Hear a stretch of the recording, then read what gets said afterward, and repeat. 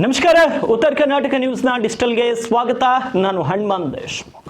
ನೀವು ಕುಡಿಯುವ ನೀರು ನಿಜಕ್ಕೂ ಶುದ್ಧವಾಗಿದೆಯೇ ಅಥವಾ ಪ್ರತಿದಿನ ಸೇವಿಸುತ್ತಿರುವ ನೀರೇ ನಿಧಾನವಾಗಿ ನಿಮ್ಮ ಸಾವಿಗೆ ವಿಷವಾಗುತ್ತಿದೆ?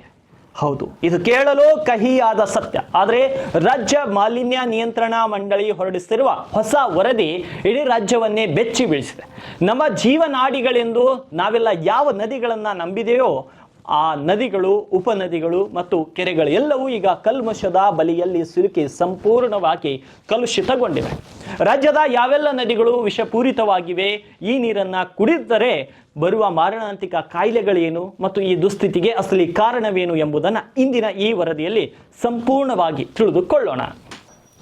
ರಾಜ್ಯ ಮಾಲಿನ್ಯ ನಿಯಂತ್ರಣ ಮಂಡಳಿಯ ವರದಿಯ ಪ್ರಕಾರ ಚಾಮರಾಜನಗರದಿಂದ ಬೀದರ್ವರೆಗೆ ಹರಿಯುತ್ತಿರುವ ಬಹುತೇಕ ಜೀವನದಿಗಳು, ಉಪನದಿಗಳು, ಕೆರೆಗಳು ಕಲ್ಮಶದಿಂದ ಕೂಡಿದ್ದು ಕುಡಿಯುವುದಕ್ಕೆ ಮಾತ್ರವಲ್ಲ, ಕನಿಷ್ಠ ಸ್ನಾನ ಮಾಡುವುದಕ್ಕೂ ಯೋಗ್ಯವಲ್ಲ ಎಂಬ ಆತಂಕಕಾರಿ ಮಾಹಿತಿ ಹೊರಬಿದ್ದಿದೆ. ಸಾಮಾನ್ಯವಾಗಿ ಕುಡಿಯುವ ನೀರು ಎ ಗ್ರೇಡ್ ಹಂತದಲ್ಲಿರಬೇಕು. ಆದರೆ ನಮ್ಮ ಬಹುತೇಕ ನದಿಗಳ ನೀರು ಈಗ ಸಿ ಹಾಗೂ ಡಿ ಗ್ರೇಡ್ ಹಂತಕ್ಕೆ ಕುಸಿದು ಸಂಪೂರ್ಣವಾಗಿ ಕಲುಷಿತಗೊಂಡಿವೆ. ಈ ನೀರನ್ನ ಕೇವಲ ಜಲಚರಗಳು ವಾಸಿಸಲು ಮತ್ತು ಕಾರ್ಖಾನೆಗಳ ಯಂತ್ರಗಳ ಸ್ವಚ್ಛತೆಗೆ ಮಾತ್ರ ಬಳಸಬಹುದಾಗಿದೆ.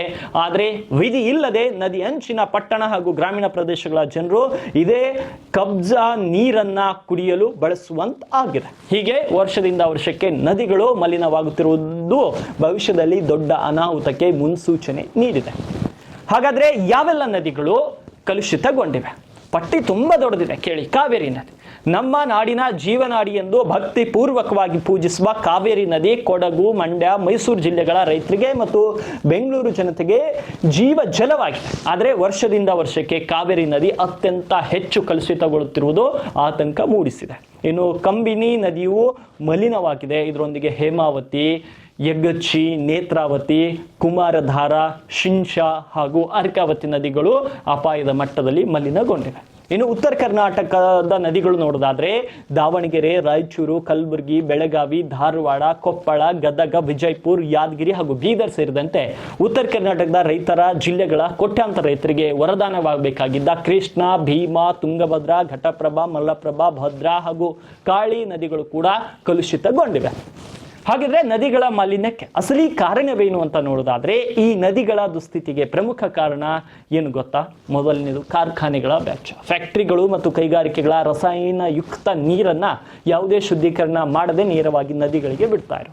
ಎರಡನೇದು ಚರಂಡಿ ನೀರು ಸೇರ್ಪಡೆ. ನಗರಗಳ ಮಲಿನ ನೀರು ಹಾಗೂ ಒಳಚರಂಡಿ ನೀರು ಯಾವುದೇ ತಡೆ ಇಲ್ಲದೆ ನೇರವಾಗಿ ನದಿಗಳ ಒಡಲು ಸೇರುತ್ತಿರುವುದು.